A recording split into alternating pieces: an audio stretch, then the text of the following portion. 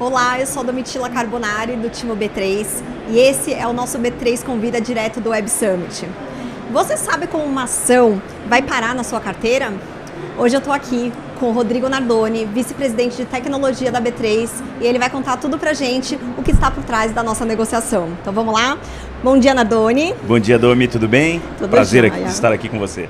Muito bom. Nardoni, eu queria começar com uma pergunta. Assim, muita gente ainda tem o imaginário de que a Bolsa é ainda aquele pregão viva voz, né? Mas a gente já passou dessa fase há bastante tempo. Bastante tempo, Domi, desde 2009, né? Desde 2009. O último pregão foi em 2009. Desde 2009. E agora a gente tem uma negociação que é 100% eletrônica. Perfeito. Mas ainda tem uma dúvida, assim, existe alguma parte dentro desse processo que ainda é manual?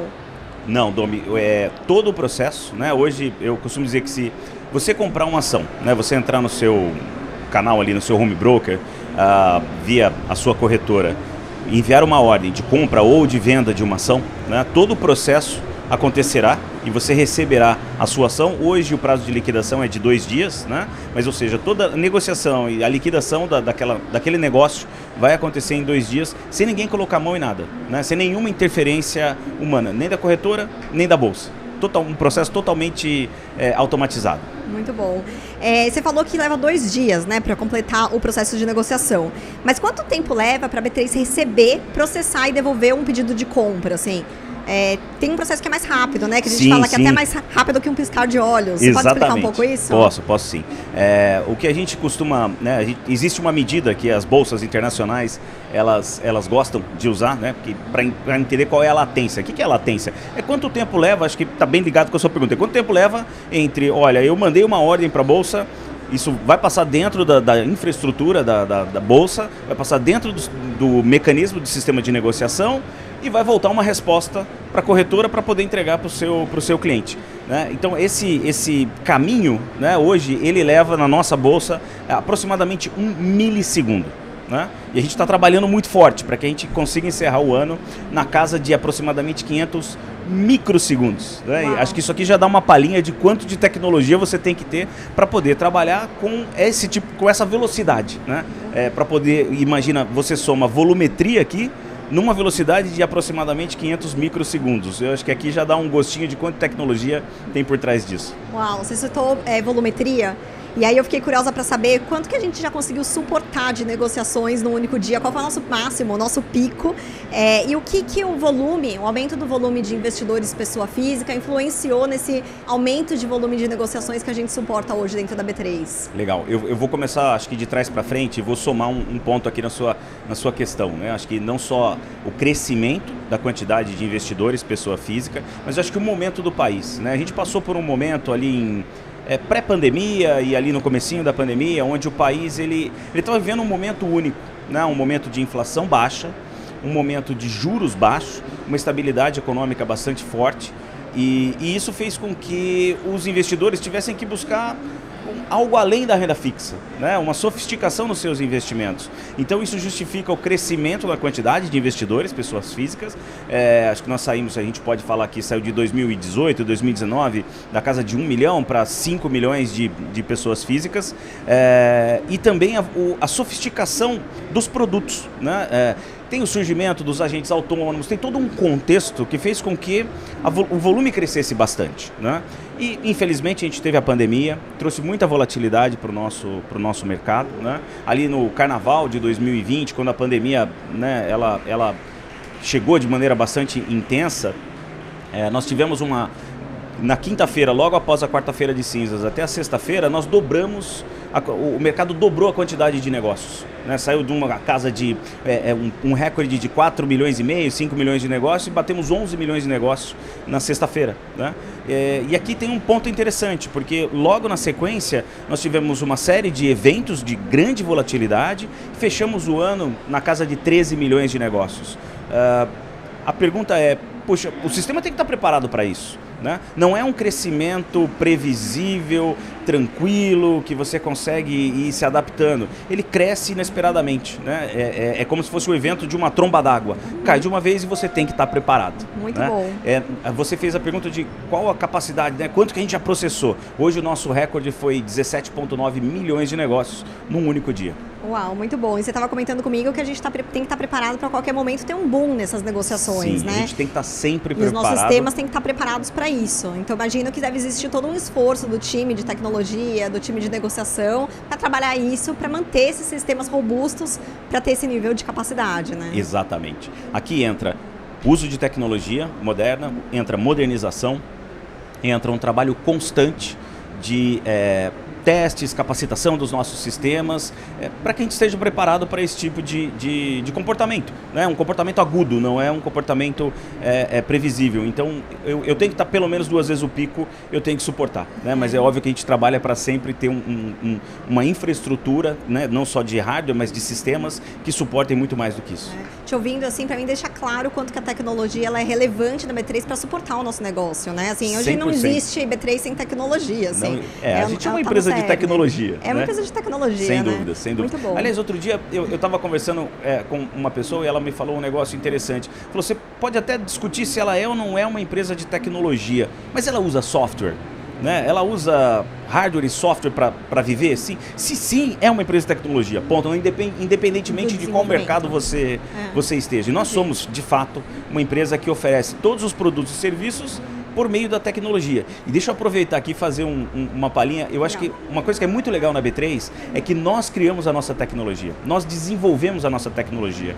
Quando a gente licencia uma tecnologia de fora, a gente não simplesmente licencia, a gente compra o código-fonte, a gente compra a propriedade intelectual, então a gente desenvolve a capacidade de desenvolver essas tecnologias. Eu acho isso fantástico, porque quem trabalha com tecnologia, isso é o máximo, né? Você ter a capacidade, a condição de decidir, de desenvolver uma tecnologia. Eu acho isso muito legal. Muito interessante, muito interessante. Dani, a gente está aqui provavelmente com uma turma querendo entender realmente assim, como é que funciona o processo inteiro, desde a compra de uma ação até ela entrar na carteira, né? E aí eu vou voltar a uma pergunta, assim, que eu queria entender quais são as etapas que acontecem na pré-negociação, na negociação e na liquidação de uma operação. Legal. Explicar para quem está nos ouvindo aqui que não entende muito bem como é que funciona todo o processo desde a compra até chegar realmente o dinheiro ali para a gente. Bacana. É um processo complexo, mas é simples ao mesmo tempo, né? Vou tentar aqui resumir na nutshell. Vamos ver se eu vou ser feliz nessa missão.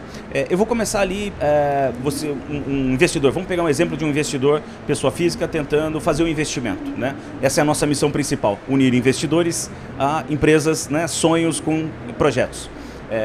Então, você abre uma conta em uma corretora, você acessa os sistemas da corretora, define qual é toma a decisão de qual é o ativo que você vai comprar e você envia uma ordem através da sua corretora. Nesse momento, a corretora ela tem toda uma comunicação com os sistemas da B3, sistema de negociação da B3. Eu vou dividir aqui os processos em 3 partes, tá? Todo o arcabouço de negociação, de pós-negociação, ou de clearing, como a gente chama, e a depositária. Então, nesse momento, a sua ordem ela vem para o sistema da Bolsa, sistema de negociação, é feita uma análise pré-negociação, uma análise de risco, alguns mecanismos de proteção para evitar erro de o que a gente chama de fat finger, por exemplo, que é a entrada de uma ordem com você colocou um 0 a mais, por exemplo, e vai que isso, né, pode trazer algum problema para você. Então tem alguns mecanismos de proteção, de pré-negociação.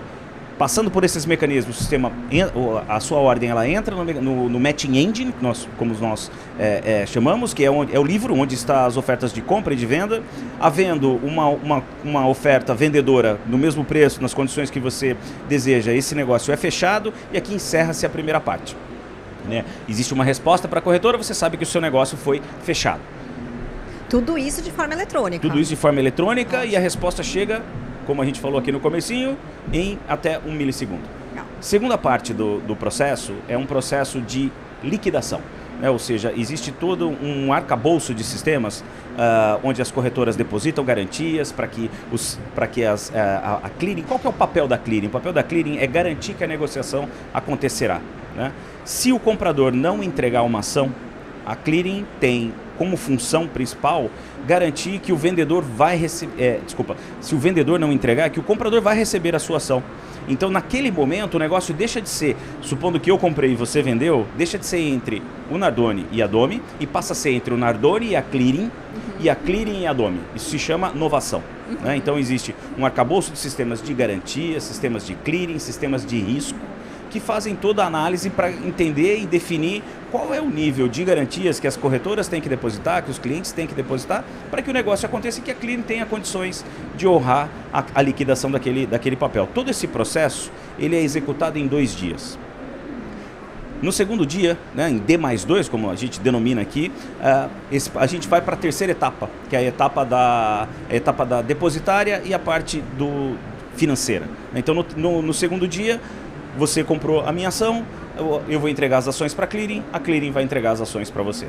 Ou seja, no processo da depositária, a depositária vai tirar as ações da minha conta e vai colocar na sua conta. A custódia das ações ela é feita na depositária da B3. E a parte financeira, idem. Né? A própria clearing cuida da transferência do dinheiro do comprador para o vendedor. Então, em 2 dias, está tudo liquidado.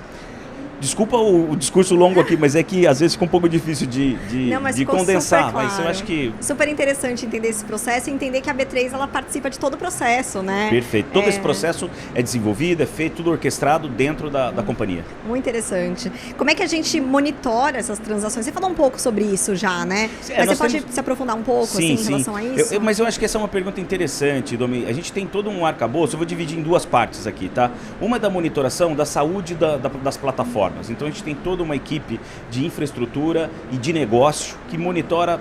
A gente falou que todo o negócio acontece sem intervenção manual, certo? Mas eu tenho que ter minimamente algumas pessoas e sistemas e ferramentas que olham e garantem que a saúde de todas essas plataformas esteja ok e que tudo esteja funcionando para que tudo aconteça sem intervenção manual. Em caso de algum problema, alertas são emitidos e nós temos, né, que agir tempestivamente. Então essa eu chamo da primeira parte, que é como eu monitoro a saúde, a qualidade e garanto que os negócios vão acontecer. Essa é a primeira parte.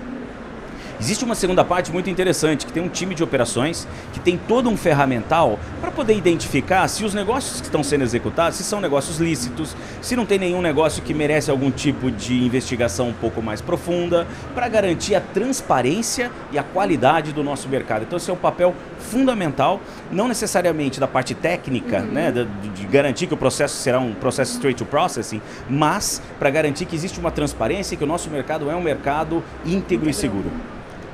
Muito bom. Vou mudar um pouco de assunto e eu queria falar um pouco sobre inovação. Legal. A gente está aqui no Web Summit, a gente tem ouvido falar muito, acho que o assunto da vez é a inteligência artificial, ChatGPT. Eu queria entender como é que a gente está aplicando as tecnologias mais inovadoras para o nosso processo aí de negociação, de pós-negociação, de clearing, enfim, queria entender um pouco que projetos que a gente tem, que a gente pode contar aí para o público que a gente tem olhado de mais inovador. Legal. Eu gosto desse tema, né? Porque eu vou trazer uma expressão aqui que está sendo muito usada, que é a da transformação digital. Né?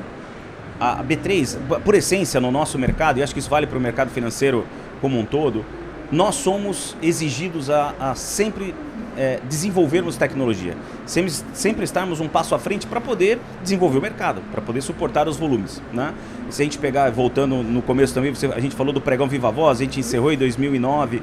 Isso, o que significa no final do dia? Que nós usamos tecnologia para possibilitar que o mercado se expandisse, seja na quantidade de clientes, seja na quantidade de instrumentos, seja na sofisticação e a criação de novos produtos. Então, nós somos obrigados a todo momento buscar novas tecnologias, buscar inovação. Então nós temos um programa muito forte de modernização do nosso sistema de negociação. Inclusive, a gente faz muito benchmark, a gente fala muito com o que as outras bolsas do mundo estão fazendo, a gente troca muita experiência. Né? Então nós... Vocês estiveram na Índia agora. Recentemente estivemos na Índia, conversamos com as 2 bolsas da Índia, a BSE, que é a Bombay Stock Exchange, a National Stock Exchange. Estivemos em Singapura, no final do ano passado estivemos na Europa, conversamos com o Eurex, conversamos com o LSE, conversamos com a Euronext, um outro time esteve nos Estados Unidos, conversando com CME Group, com ICE, enfim. A gente conversa com todo mundo, a gente tem um relacionamento muito próximo com a Nasdaq, a bolsa, uma das bolsas americanas. Para quê? Para que a gente entenda e consiga discutir como a gente desenvolve, que tipo de tecnologia eu preciso desenvolver para o nosso mercado. Um exemplo legal, o nosso sistema de risco da nossa bolsa aqui, ele é um sistema único no mundo. A gente usa GPU. GPU é um processador gráfico, né? Tem a mais famosa fabricante é a NVIDIA, você encontra nos videogames, né? Uhum. A gente teve que usar esse tipo de tecnologia para poder calcular os preços de risco do nosso modelo de risco, né? Então, eu acho que isso aqui é uma palhinha de quanto que a gente investe constantemente em busca de novas tecnologias. Como é que eu vou derrubar a latência da negociação, como eu citei, de 1 milissegundo para 500 microsegundos? Tem um conjunto de tecnologias inovadoras que vão possibilitar isso, porque o modelo é o mesmo. Eu tenho que conseguir fazer a mesma coisa, mas de uma maneira muito mais eficiente, com previsibilidade, uma coisa que é interessante nesse mercado. Eu adoro a tecnologia, eu vou empolgando aqui, tá? A previsibilidade. Para os sistemas, algoritmos de alta frequência, você ter um desvio padrão baixo é fundamental para a tomada de decisão do algoritmo. Então a gente é exigido a ter um desvio padrão muito baixo, ou seja, ter uma previsibilidade muito boa no tempo de resposta do nosso sistema de negociação. Quem está no colocation, eu gosto desse exemplo também, é uma sala. O que é colocation? É uma sala onde os clientes colocam seus servidores para ficarem perto do nosso sistema de negociação. Para quê? Ser mais rápido. Para ser mais rápido, para que ele consiga chegar ao sistema de negociação mais rápido. Você sabia que o tempo do servidor que está no fundo da sala para o tempo do servidor de outro cliente que está no começo da sala, para chegar no match-end tem que ser o mesmo. Então a gente tem que fazer ali toda uma medição, um cabeamento para garantir que o tempo sejam equivalentes. Uhum.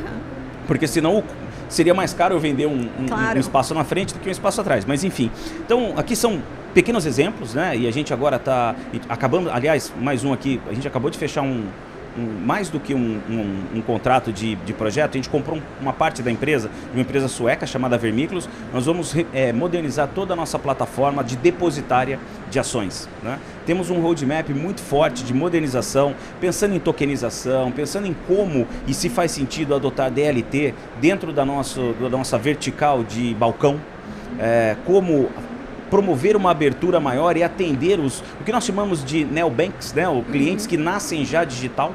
Temos uma jornada para a nuvem muito forte desenhada, porque a gente acredita na conectividade, a gente acredita na aproximação do ecossistema, que isso vai criar possibilidades de criação até de novos negócios, né? A gente firmou um contrato relevante faz um ano, né? Exatamente, hoje é dia 4. De maio. Dia 10 vai completar um ano, né? Justamente para isso, para que eles nos ajudem a continuar desenvolvendo tecnologia, continuar achando as melhores soluções, conseguir capacitar o nosso time, né? E ter parceiros fortes do nosso lado para essa jornada para a nuvem. E aqui chegando acho que talvez no tema mais comentado aqui no Web Summit esse ano, né? Inteligência artificial, a gente vem pesquisando, eu acho que ainda é tudo muito novo, né? Tudo muito novo, acho que a gente pôde ouvir aqui nas palestras, todo mundo tateando, tentando entender o que significa, quais os benefícios, onde eu posso aplicar. Né? Exatamente. A gente ouviu falar muito sobre isso aqui, né? A gente tem uma possibilidade, por exemplo, a gente já começou a fazer uma investigação, educação financeira. Como eu posso usar uma tecnologia de inteligência artificial, o ChatGPT, né? Sendo mais específico, para poder simplificar a educação financeira para o investidor final. Cada um tem sua maneira de aprender. Cada um gosta de fazer a pergunta, né, de uma forma. Uns são mais detalhistas, outros um pouco mais concisos. E eu acho que aqui entra a beleza. Se você entrega, né, e a gente consegue treinar o robô ou a inteligência para poder ter toda a informação, eu te dou liberdade. Ao invés de empurrar todo mundo para a mesma página, com o mesmo tipo de informação, você vai ter o conteúdo da maneira como você quer. Eu outro dia queria entender como é que se calcula uma NTNB, né, dado que eu comprei num momento, a taxa Selic variou, e aí eu fiz a pergunta para a ChatGPT, que é o nosso MVP interno, né? Ela me explicou. Falei, puxa, qual que é a fórmula que você usou? Ela me deu a fórmula, então isso é legal. Te dá possibilidades, sabe? Até pra ver, putz, ela errou. Exatamente. Às vezes ela errou, né? Assim, não isso dá é pra importante. sinalizar, né? O que você falou é muito importante. A gente tem que tomar muito cuidado hoje, né? Por isso que eu acredito que a gente tem que treinar, tem que entender antes de sair adotando indiscriminadamente. Porque a gente não pode sair também achando que um algoritmo sabe tudo, né? Ele vai cometer erros, a gente tem que tomar muito cuidado. Mas enfim, eu acho que educação é uma área, áreas de prospecção, a gente ainda não tem nada mais concreto, mas a gente tem expectativas, por exemplo, análise de risco. A gente falou aqui de monitoração de negociação. Será que esse tipo de inteligência artificial pode nos ajudar a monitorar o que está acontecendo no mercado e nos dar visões que a gente não consegue ver hoje?